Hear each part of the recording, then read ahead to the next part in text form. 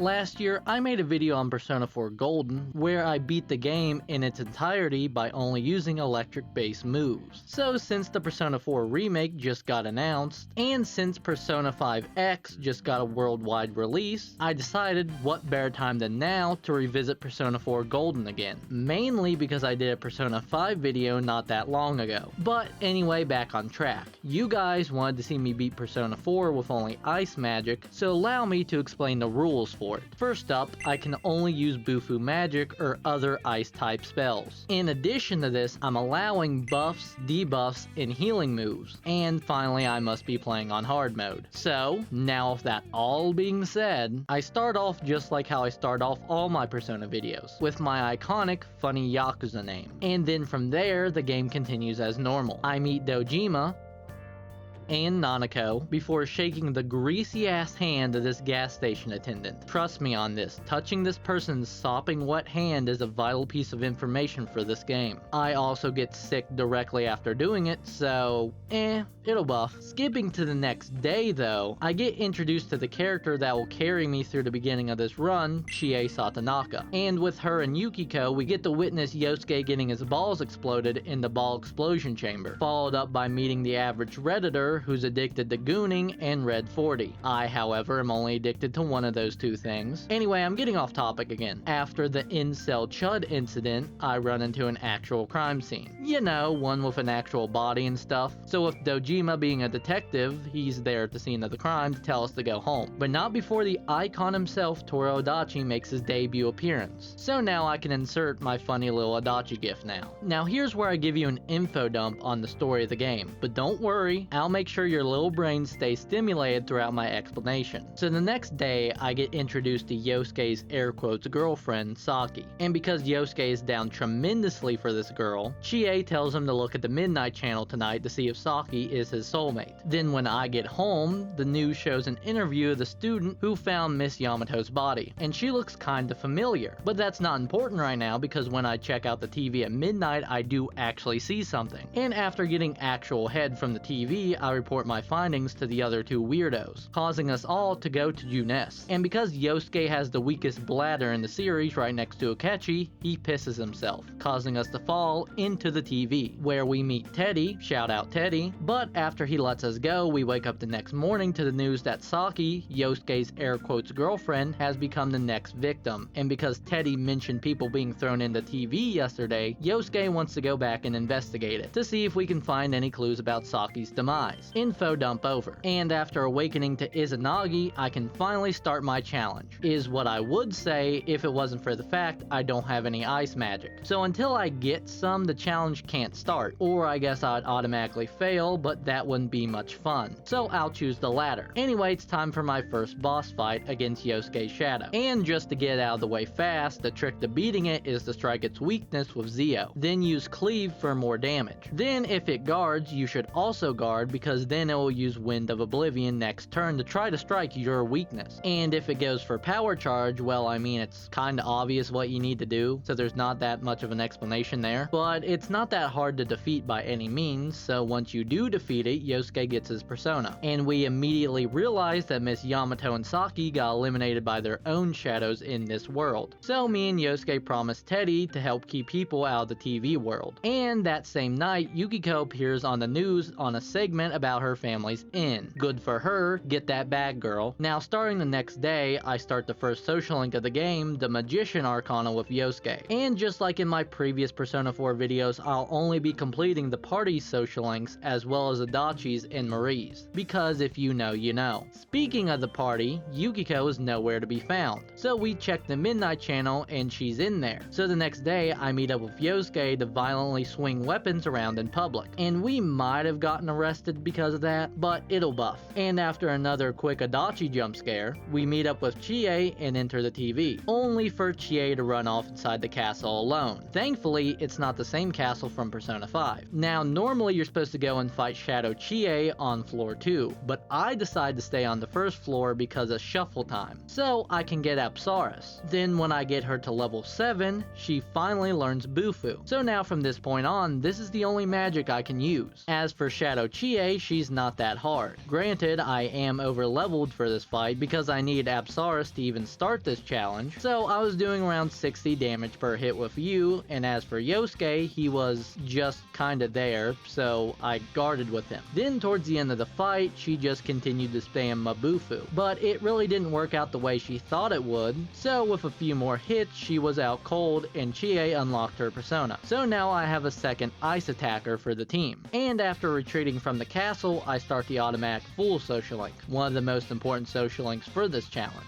Because if you know, you know. I also start the chariot social link with Chie, yet another important link for the beginning of this run. Now before we rush in and save Yukiko, we need to first take care of the mini-boss in our dungeon first. And even though the mini-boss offered me a lot, and I mean a lot of opportunities to go for an all-out attack, I always said no because it wasn't an ice attack. So for my strategy, I would lower its defense with Yu, and buff Yu's attack with Chie, and then attack with both using Bufu. And as for Yosuke, well, he did do a good job at just existing, so he can get a gold star for that. But he did have Dia to heal with, so he wasn't completely useless. And really the only thing the mini-boss had was power charge, so after guarding through his attack, it had nothing left. And I was able to defeat it, yippee. And once we reach Yukiko, she just so happens to say the magic words to make her shadow go berserk, and now we need to defeat it. But first, let me just say that this challenge was probably one of the easiest challenges I've done, part in thanks to Teddie, but the other reason is thanks to my newly fused persona, Jack Frost. Because for an early game persona, he has a pretty broken moveset. Although I have none of said broken moves on him yet, he's still good against Shadow Yukiko. Case in point, after lowering her defense and boosting Yu's attack, I deal over 100 points of damage to her. And because I can't all-out attack, I hit her again with Bufu, causing another 100 points of damage. Hell, even Chie gets close to hitting a hundo too. And as for Yosuke, well, he does have Suku Kaija, so I won't be too harsh on him. But after this, she goes for White Wall, causing her to resist ice attacks for 3 turns now. Also, even though Jack Frost does have Icebreaker, it does not affect White Wall. Now, if you couldn't guess by Yukiko's red outfit and red shadow bird thingy, everything about her is red, she specializes in fire magic. So, me and Chie can get absolutely fucked in this fight if we're unlucky. So, anytime the game says she has a passionate stare, I guard with the whole party to avoid her attack, burn to ashes. Luckily for me, after she uses it, the white wall fades like Ninja's hair, so I can start attacking her again. Then during her second phase, she'll call out a prince to either strike fear in Yosuke or to seal Chie's persona. And because Shadow Yukiko will spam white wall during this, I really have no other option than to target the prince. And the worst thing that happens during this time is that Yosuke gets touched evilly, causing Yukiko to bust out her iconic Shivering Rondo early, wiping out Yosuke. But one revival bead later and he's fine. And then the next turn, the prince runs away, causing Shadow Yukiko to enter her final phase, where she'll use Terror Voice on Yu and Yosuke. But she only targets Yosuke, which I'm not going to complain about because Jack Frost has me Patra for this reason. Then she'll randomly go for Burn to Ashes, but luckily both people weak to it dodge it. And after one more Bufu from Chie, the birdie goes bye-bye, and Yukiko awakens to Konohana Sakuya. So now time for Persona fans' favorite part of the game, the part where they hang out with friends for the very first time in their lives. So during this time, I make sure Yosuke gets to rank 4 so I can get Dakaija for the next boss, as well as I work on Chie's link and I start the Aeon social link with Marie, but I really don't need to focus on it for now. But other than that, I shove large piles of meat into my mouth in hopes that I get smarter and braver, because while I don't really talk about social stats in this challenge, I do need to max out my knowledge and courage for Naoto. As for the other 3, then once Yukiko finally recovers, she agrees to help us out in the investigation. And even though she's a fire-type Pokemon, she's going to be a staple on the team thanks to her healing magic. Finally, before the start of the next arc, Dojima tells me about Adachi's shenanigans. So I find him and I start to jester social link with him. And all I'm saying is that Adachi walked so the subway slammer could slam. I might actually have to commit to P5X just because of that peak fiction. But for now, I'm committed to watching the news just to see another poorly blurred out face. God, that was a great segue into Kanji's disappearance. But before we get bad in bad bathhouse, I start the priestess social link with Yukiko. Also, the fox is here now, so that calls for another yippee. Now in Kanji's Dune lair, my goal isn't to fuse a new persona, but it's to level up Jack Frost. Because if I do, I get Ice Boost as well as Bufu just in time for the Hulk Hogan fight. Now this fight kinda goes exactly the same way as Yukiko's mini-boss. The only thing that changes is that the buff guy will go for Rebellion on top of Power Charge and Tarukaja. But ultimately my strategy is still the same. I buff you with Yosuke and Chie, and I attack it after I lower its defense. As for Yukiko, she's really only good for healing now, so I guard with her until somebody needs it. Except the only person that needs it is her. But one revival bead later and she's fine, I hope. So now because of that I delegate Yosuke to be debuffer with Dakaija. But even though I can nullify his stat buffs, I still need to guard before he attacks because, you know. But the fight doesn't last long because Bufu Ice Boost Jack Frost is dealing around 170 damage per hit. But that's just the beginning because after the fight I get Jack Frost to level 25 to learn his final move, Mind Charge, to double the power of my next magic attack. A really broken move for this early in the game. So with that, I decide I'm probably good to face Shadow Kanji. Now Shadow Kanji will appear with two big buff oiled up men. Sorry, something was in my throat, guys. But one of the buff men will buff Kanji's defense, and the other buff guy will attack my party. And as for Shadow Kanji himself, he'll either attack or go for Forbidden Murmur to poison the boys, or he'll go for Roar of Wrath to enrage the girls. So to stop them from attacking and ruining my challenge, I'm forced to use Mipatra to cure them. Anyway, back to the big buff men. My personal favorite topic as a Yakuza fan. The one that buffs Kanji is actually weak to ice. And on top of that, he's actually not that hard to take out, especially with you dealing over 100 damage per hit. So a couple turns later, and he's down for the count. So now I can finally debuff Kanji's defense. So I can hit him harder with Mind Charge Tarukaja U. And I would say dealing over 450 per hit is pretty good. And this quickly drains Shadow Kanji's HP. So now he's at the point where he's spamming Fanatical Spark. So I have to guard with Yosuke or risk Shadow Kanji having a second turn. But yeah, this fight went by pretty fast despite the fact I couldn't do anything about the other buff guy slamming into me. I'm never gonna escape him, am I? But enough about the best villain to ever grace media, because after the fight, Kanji gets his persona, and it's right back to the waiting game for me. So during this time, I do what I normally would do. I slam more piles of meat into my mouth, as well as I spend time with the only friends I have. But this time, I can work on Yukiko's social link, so it's different. Really, the only thing of note to happen is that Chie gets to rank 8 so she can finally learn Bufu. And other than social links and meat, I start a garden with Nanako so I can grow tomatoes. I swear that this is important, so important that in fact the entire run is relied on these things. Speaking of things that my run relied on, Kanji joins the team soon after. Okay, that wasn't the best segue because Kanji did nothing in this run, but he was good for emotional support. And as for something that was kinda useful, I maxed out Yosuke's link so that he could unlock Susanoo. Then after that is the camping trip. We don't talk about the camping trip, but after coming home from it, there's an idol on TV talking about moving to this town. So we do the sensible thing and tell her not to get kidnapped. And she gets kidnapped. So now it's up to us to save her. But first, mini boss time. And it only goes for 2 moves. Stagnant Air to raise the chance of inflicting ailments, and Virus Wave to try and poison my team. So that mixed with Jacked Frost, and Buddy couldn't do anything. So I'm sorry to hear about your mini boss, but he gets 5 big booms.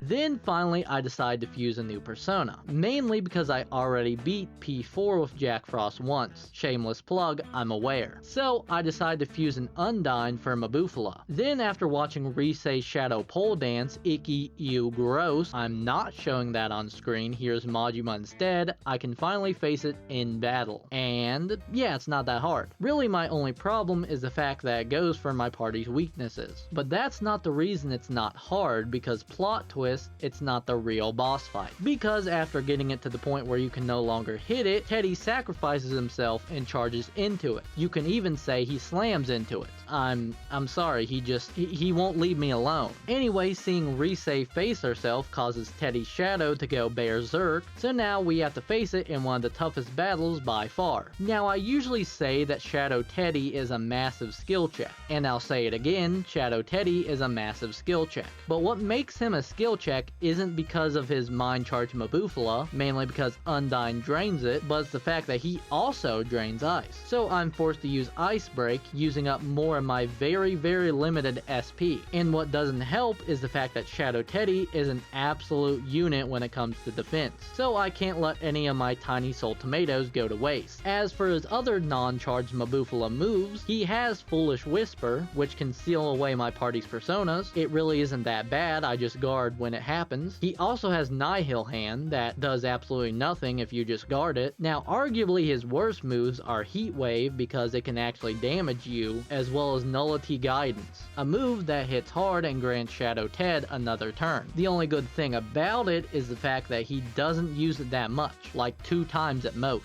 So my main concern wasn't wiping out, but running out of SP, and if that happened, I would need to reset the entire fight and reface Shadow Rise. And it wasn't helping that in order for me to land the one move I needed to consume around 38 SP. But luckily I had enough Soul Tomatoes, as well as other items to heal SP to finish off the bear with 33 SP left. Now with Teddie's new ego, he gains a persona, and for this challenge it's a pretty broken persona, not just with ice magic but with buffs and debuffs as well. But let's save that for the next palace, because now it's my free time. I start by finishing the Adachi social link, and by finishing I mean getting it to rank 6, because if you know, you know, we all say in unison. I also start Kanji social link because, well, I technically didn't need to because he'll never see the light of day in my party, but it would feel weird not to do his and complete everyone else's. I say looking over my shoulder at the mountain of social links I won't touch, but moving on, I finished Chie's link so I could unlock her upgraded persona, just for it to never learn an ice move ever again. And speaking of upgrades, the team gets Rise as the new navigator now that Ted has a persona and a human body. Listen, I don't want to think of how he grew that thing inside of his suit, so moving on. Remember that incel from before? No,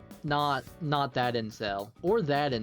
Jesus Christ, why are there so many incels in this series? I'm talking about Mitsuo. Anyway, he appears on the Midnight Channel claiming to be the killer. So in order to put an end to this case, we jump in and confront him. But before I do, I start Rise social link. A pretty great one to do regardless of the challenge I'm doing. I also hit the jackpot during shuffle time in his dungeon by pulling the Magician card to upgrade Ice Boost in the Ice Amp, and then relearning Ice Boost on top of it. So now I think I'm set for the Kubo fight. Lil baby Andrew Tate starts off in some pixelated armor, where really the only thing he can do is attack and drop bombs on my party that can cause exhaustion. But because of the sheer amount of damage I do at this point, his armor doesn't last long. And now in the little baby form, he'll set up a random wall, and depending on the color of said wall, he'll use that corresponding magic. And luckily for me, none of my party members are weak to wind, so I can just wail on him. Then he'll start to rebuild his character, because his life is like a video game, but I can deal enough damage to destroy it,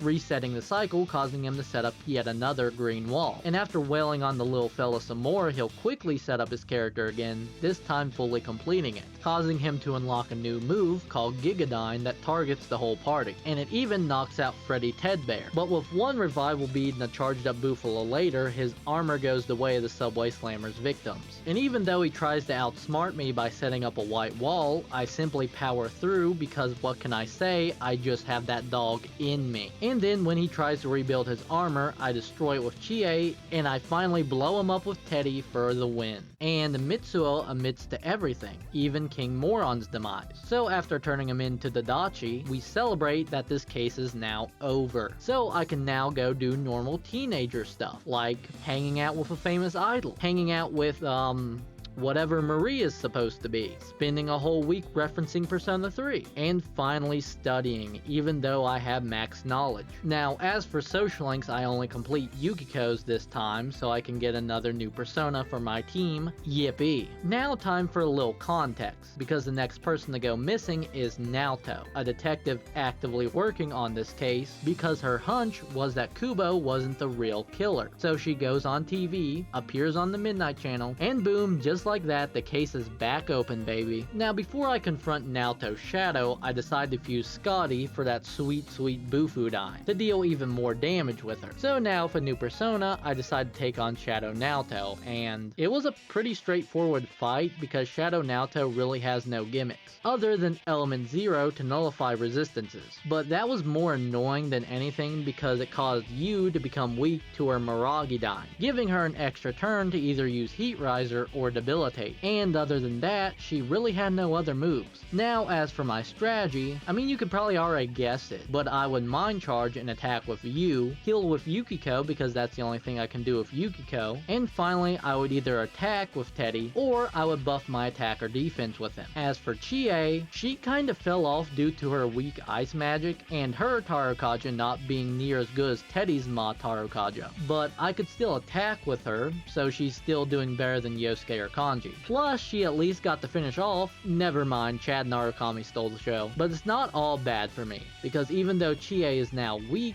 I just found her new replacement. Because unlike with Chie, I only have to take Naoto to the hot springs one time before she learns Bufu Dine, unlike Chie where I have to take her 5 times. But I'm getting ahead of myself, because right before Naoto officially joins the team, I finish up my remaining social links, that being Marie's, Kanji's, and Risei's, now only leaving Naoto's for me to complete. And speaking of social links, I get to rank 6 with Teddie to learn Ma Rakunda, so I can lower all enemies' defenses. And speaking of lowering things, by taking Yukiko to the hot springs, for the second time, I get Ma Tarunda, so I can now lower all enemies' attack as well. Speaking of the hot springs, there's the whole bathhouse event. We will not speak about the bathhouse event, and instead let's talk about my arrest, because Dojima, being a detective working on the case, just so happens to see the warning letter I conveniently opened right in front of him. I don't know why I did that, but because of it, I'm taken in for questioning. And because no normal man in his 30s would believe death by TV, I'm forced to stay in jail for the night. That is until Nanako gets kidnapped, and after a group of high schoolers crack the case on the mystery the police force couldn't figure out for months, we know now that the killer is Namatame. So Dojima gives chase to the delivery man, causing him to crash his car into his. Or should I say he slammed his car into his. Look, it's not stopping anytime soon. But because Namatame isn't at the scene, we infer that Buddy jumped into the conveniently unharmed TV in the back of his van. And hey, we were right. But because he's a little unstable, he starts attracting shadows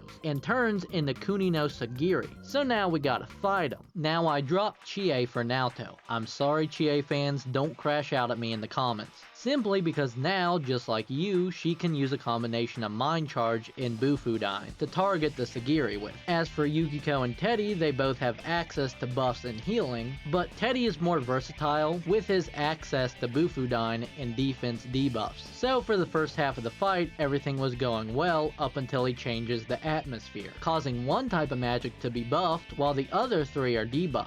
And at first it was wind magic that was buffed, so I just decided to guard it out like in my only Zio video. But for some reason, anytime he did decide to change the atmosphere, he would only buff wind magic, and this went on for like 4 turns. Anyway, my party's HP was getting low despite guarding through his attacks. Then when he finally buffs ice, my entire party gets wiped. So I waste a turn of prime attacking time to bring them all back. But at least I got one good hit in, so that the Sagiri moves on to the next stage of the fight, where he takes control of my party for 2 turns. But if you just guard, nothing can really hurt you. Hell, if anything, Teddie actually helped me. But after my team breaks free of the brainwashing, the Sagiri will just continue to spam Unerring Justice. And the move itself does a bit of damage, but I have Yukiko who can really only heal, so it cancels it out. And with one more big boy Bufu Dine, I take out the Sagiri and we rush Nanako and Namatame to the hospital. But now, onto the final free time of the game. Well, it's actually not the final free time of the game, but it's probably going to be the last one I talk about, because I finally complete my final social link of the run that I have to do manually, and unlock Naoto's new persona. Then after celebrating my completion on the social links, I uncelebrate the passing of Nanako, rip the goat. But after this, we all all kinda crash out a bit at Namatame for, being the murderer, but I managed to calm everyone down, not because I want the good ending, but because I want to complete the full social link. So I can unlock probably one of the most broken magic attackers in the game, Loki, because of his move, Niflheim, the strongest ice move in the game. Oh yeah, Nanako, she comes back to life. That's cool, I guess, but now because of that we have more important matters to discuss, like who is the real killer if it isn't Namatame, because he didn't put the first two in. Spoiler alert, it's Adachi, crazy I know, but what's crazier is rank 10 Teddie. Okay, I guess it's not that crazy, but I need a good segue into talking about his new persona. Now for the Adachi fight, you would think that after giving us the coldest villain monologue in the century that he could back up his words, but he didn't. Oh buddy, he did not. He got one critical hit in. That's it for Lil Bro. And it breaks my heart to say this, but I don't think he's beaten the Subway Slammer allegations. With this performance? Nah. But after Adachi Baby's fumble, we get to face everyone's favorite RGB eyeball, Amino Sagiri. Now this might have to be the easiest Amino Sagiri fight I've ever experienced, because even his signature move, Nebula Oculus, wasn't dealing that much to me thanks to Teddie's Ma Rakuja. Not to mention that thanks to Naoto's Heat Riser and Teddie's Ma Rakunda, I was doing around 800 damage per hit with you. And the most they did with Nebula Oculus was when they mind charged and used Tarukaja, and even then that did around 400 damage, not even dealing enough to take out Yukiko, who wasn't even guarding. Honestly, he would have done more harm to me if he just spammed Quake, but by the time he started using it, the fight was already over. The best way I can describe this fight is think of it as more of a tankier Adachi, but still, it was miles ahead compared to the next boss.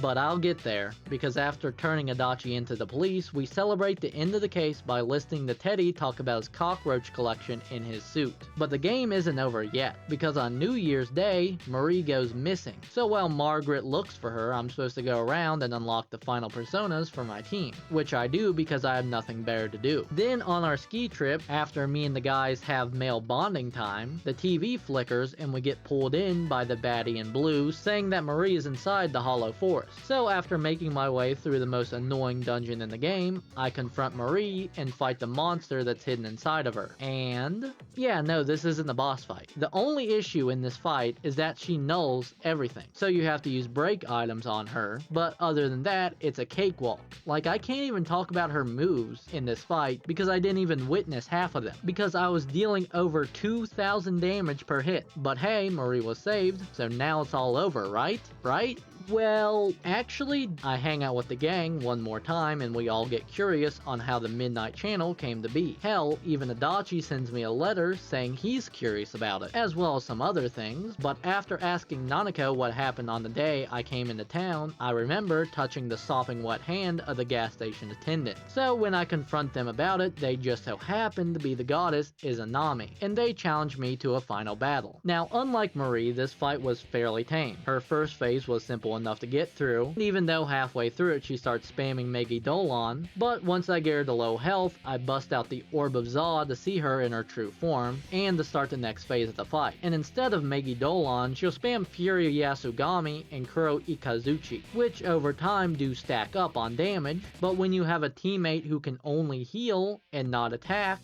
her damage is redundant. And as for her two other moves, World's End did fuck all, and to this day I don't think I've ever seen Summons the Yomi ever land. So mix that with the fact that I can deal over 1,000 damage per hit, it doesn't take long for Izanami to fall. Well, I mean, we do have to go through the scripted loss first, so I can awaken the Izanagi no Okami, but here's where another issue stands. Because if you look at the symbol for Myriad Truths, you can see it's almighty, so when the game forces me to use it, I technically fail the challenge. But because I really only need to watch the cutscene of my friends running along the track at the end of the game to finish it, I'll let slide this time. And once the train pulls out of view, I pull out a photo of all of us together, and I watch as the screen fades to black and the credits roll. So, can you beat Persona 4 Golden by only using Bufu spells? I mean, if we're not counting the beginning of the game where I didn't have Bufu spells, as well as the myriad of truths that I used to fact check Izanagi with, then I guess you can say you can. As long as you make sure to bring enough SP healing items to the Teddie fight, that is. But if you're watching this far into the video, it probably means you like it. Listen, I didn't make the rules here, but if you did enjoy, maybe consider subbing to the channel, so I can continue to make more brain rot about other anime games in the future. So thank you all for watching, and remember to have a fantastic day.